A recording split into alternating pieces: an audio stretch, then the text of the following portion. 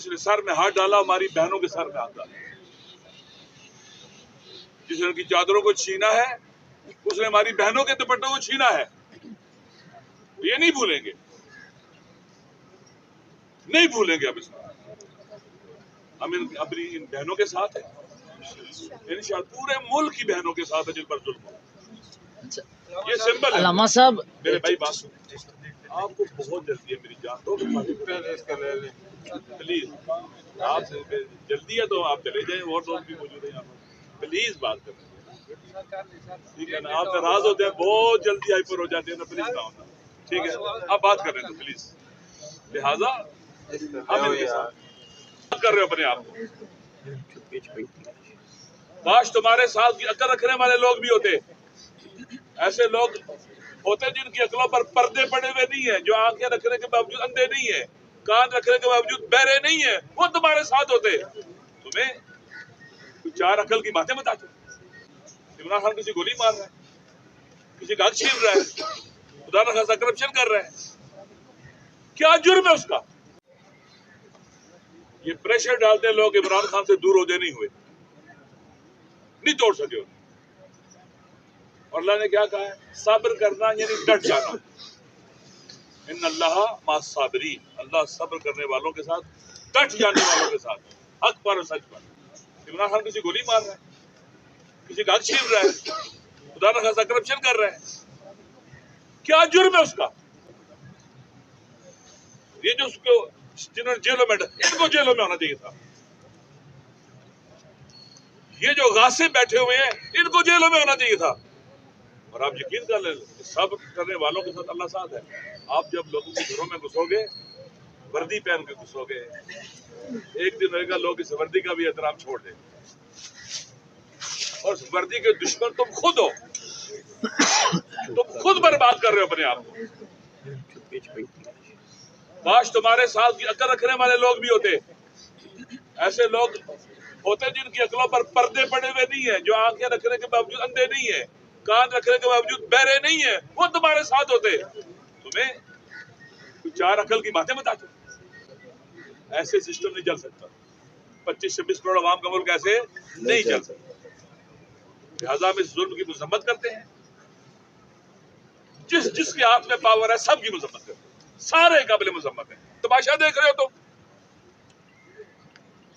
لہٰذا بھول جائیں کہ آپ کے تشدد سے ہم ڈر جائیں گے. انشاءاللہ ہم عمران خان صاحب کا، چونکہ مظلوم ہے وہ، چونکہ پاکستان کے عوام کی امید ہے وہ، چونکہ جو بات کر رہے ہیں وہ پاکستان کے آئین اور قانون کے مطابق ہے، خدا کے دین کے مطابق بھی ہے. اکثر کی بات ہے، ہم ان کے ساتھ ہیں. لہذا ہم عمران خان کی بہنیں، بڑی بہنیں، ہماری بڑی بہنیں، ان کے جس نے سر میں ہاتھ ڈالا ہماری بہنوں کے سر میں ہاتھ ڈالا، جس نے ان کی چادروں کو چھینا ہے اس نے ہماری بہنوں کے دوپٹوں کو چھینا ہے. یہ نہیں بھولیں گے، نہیں بھولیں گے. اب اس میں ہم اپنی ان بہنوں کے ساتھ ہیں، انشاءاللہ پورے ملک کی بہنوں کے ساتھ ہے جن پر ظلم ہو. یہ سمبل ہے. علامہ صاحب میرے بھائی بات سنیں، آپ کو بہت جلدی ہے میری جان تو پلیز آپ سے جلدی ہے تو آپ چلے جائیں، اور دوست بھی موجود ہیں یہاں پر، پلیز بات کریں. ٹھیک ہے نا، آپ ناراض ہوتے ہیں بہت جلدی ہائپر ہو جاتے ہیں نا، پلیز نہ ہونا. ٹھیک ہے آپ بات کر رہے ہیں تو پلیز، لہٰذا ہم ان کے ساتھ، اس وطن کے تمام مظلوموں کے ساتھ، چاہے کسی قوم، نسل، زبان سے تعلق رکھتا ہو، وہ وطن کے بیٹے ہیں، پاکستان کے بیٹے، ہم سارے ان کے ساتھ انشاءاللہ. یہ تحریک رکنے والی نہیں ہے، یہ جدوجہد رکنے والی نہیں ہے. انشاءاللہ ہم آگے بڑھیں گے، مایوس نہیں ہوں گے. آنے والا یہ جمعہ جو ہے، یہ جمعہ سب کا امتحان ہے. ہم نے اسے یوم سیاہ کے طور پر کہا ہے. 21 تاریخ ہے یہ جمعہ آنے والا، آج بدھ ہے. یہ یوم سیاہ کے طور پر بنائیں گے. ہم نے اعلان کر دیا ہوا ہے، پاکستان پورے کے اندر کالے جھنڈے لگائیں، کالی پٹیاں باندھیں، نماز جمعہ کے بعد احتجاج کریں، اور پورے ملک کے اندر حبیب جالب کا وہ جو کلام ہے جس میں ایک مصرع اس کا یہ ہے کہ ایسے دستور کو صبح بے نور کو صبح بے نور کو میں نہیں مانتا، میں نہیں جانتا۔ پاکستان اس وقت تباہی و بربادی کے کنارے پر کھڑا ہے۔ اس وقت پاکستان میں کوئی متفقہ آئین نہیں ہے، ایک ایسا ڈاکومنٹ نہیں ہے جو فیڈریشن کو بچا سکے، جو پاکستان کی تمام اقلیتوں کو اکٹھا رکھ سکے۔ متفقہ آئین ختم ہو چکا ہوا ہے، بہت خطرناک صورتحال ہے، ملک خطرناک قسم کے بحرانوں کی لپیٹ میں ہے۔ متنازع آئین، آپ مجھے بتائیں، خدا بنایا گیا نا، جو امیونٹی دی جاتی ہے تا حیات، یہ قرآن کے بھی خلاف ہے، سنت کے خلاف ہے، پاکستان کے آئین کے خلاف ہے۔ یہ جو خدا بنے، کیوں خدا بنے؟